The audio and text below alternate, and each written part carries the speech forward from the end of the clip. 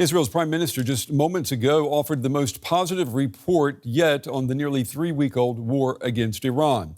Benjamin Netanyahu said that Iran now has no ability to enrich uranium needed to make a nuclear weapon. And he said Iran can no longer create ballistic missiles either. The Prime Minister then sent out 2 messages about the war's timeline, saying that the conflict will last as long as is necessary and also that the war could end sooner than people think. Netanyahu's comments come after a tense 24 hours of attacks that sent crude prices soaring yet again. Now they blackmail for oil.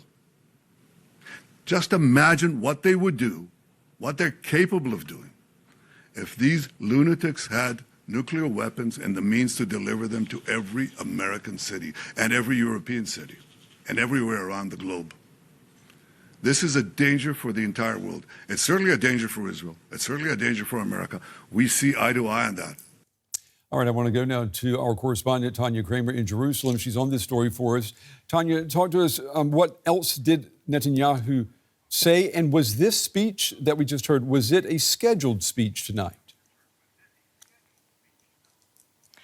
Well, it wasn't really scheduled. It was very called for on a very short notice, basically for the foreign media, and journalists also had the opportunity, a rare opportunity, to ask the Prime Minister some questions.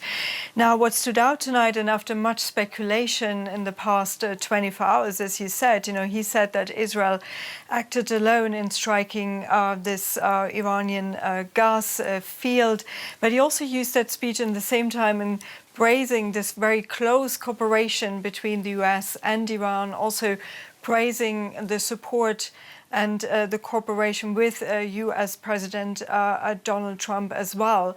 And he used this speech mainly to highlight the military successes over the past 3 weeks. As you already said, he said that Iran can no longer enrich uranium or manufacture ballistic missiles.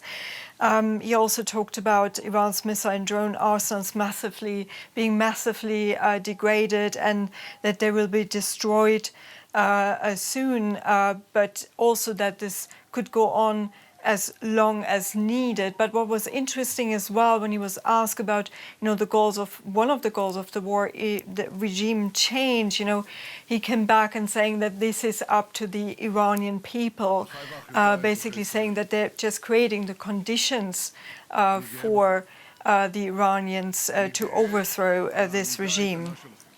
The speech or this press conference this evening, I'm wondering, Tania, how is it going to be received by Israelis? I mean, you could interpret it as an attempt to make sure or to put the United States back on the same page with Israel. Do you think Israelis will see it that way? Yeah, I think, this is part of it, but I think what stood out in this speech as well is that, maybe to make sure again, maybe that, there might be also a different outcome of this war. There's a lot of talk about the military success, while there's still, alarms going off in Israel every day where ballistic missiles are being launched. Israel is also at war against Hezbollah in Lebanon, but also is saying again by the Prime Minister tonight that, basically the regime could change, but that they're just creating those conditions, and, he cannot say. So maybe preparing the public rather also for a different outcome of this war. And also this shows that Israel has no real plan for the day after. He also said, this cannot be done with airstrikes alone. There needs to be a ground component as well. So, this is basically a message also to the Israeli people, that it's not yet clear what plan there is for the day after. Yeah, it's a very good point. And we didn't hear anything about demanding regime change in Tehran. I'm wondering what we did hear tonight. Does it sound like Netanyahu is preparing an exit strategy for Israel and the U.S., an off-ramp, if you will, from the war on Iran? I'm not sure about that, because we didn't really hear so much new in that speech, so to say.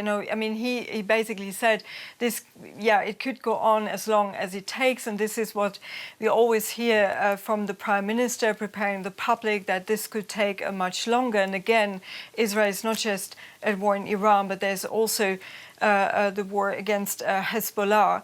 So I think it's still too early to say whether this is really the case. But I think, what the Prime Minister is doing is basically highlighting what they have achieved so far, and this is what he wants to bring back also to the Israeli public. DW's Tania Krämer with the latest on this developing story tonight from Jerusalem. Tania, as always, thank you.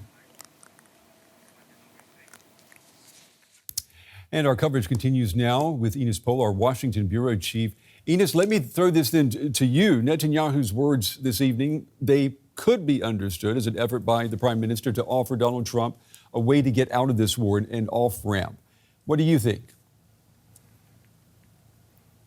Yeah, it actually does sound like that, at least in part, Brent. What Netanyahu is doing here is he's framing the war as already successful, saying Iran's nuclear missile capabilities are being decimated and that key infrastructure is being destroyed, just as Tania pointed out. Importantly, he did not provide evidence for the claim that Iran can no longer enrich uranium. But politically, that kind of statement, of course, matters, because if you declare that the main objectives have been achieved, you create a narrative kind of that allows you for de-escalation without calling it a retreat. And at the same time, he's of course keeping pressure on. He mentioned the possibility of a ground component without giving any details. So this is not a clear exit strategy, but overall it's kind of a dual message to Trump. We are winning, there's a way out, but also we still have options if this continues. And the Israeli Prime Minister also reiterated the Trump line that the U.S. was not involved in that attack on the Iranian gas field yesterday. I mean, Israeli officials now, they have been sourced saying that the U.S. helped coordinate this. So is Netanyahu, is he trying to placate Trump to make sure that relations between these two leaders are in good shape?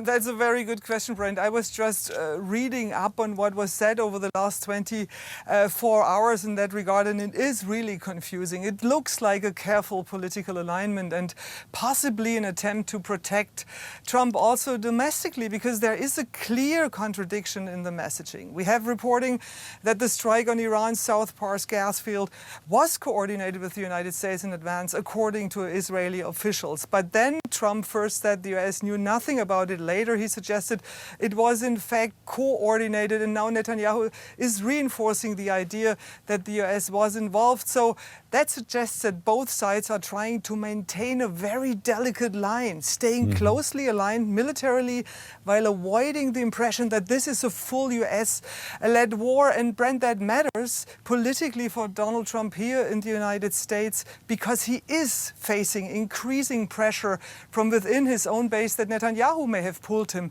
into a war he, Donald Trump, cannot easily end. Yeah, and that is one way that these comments tonight could be interpreted, that Netanyahu is giving support to the president because the president has, as you said, this week, he's been accused of betraying America first and sending America into yet another foreign war. Right, and we are really seeing two layers of tension developing here at the same time. First, between the US and Israel. Israel is signaling a willingness to go further, even raising the possibility of ground operations. But then, of course, the United States appears a little bit more focused on managing escalation and controlling the narrative. And that is important for Donald Trump because, as you just said, he's facing really massive critique from in his own base because many people are not willing to spend all that money for a war so far away, and also seeing so many American soldiers being hurt and of course also killed in a war which is so far away. All right, our Washington Bureau Chief Ines Pohl with the latest on this developing story for us tonight. Ines, as always, thank you.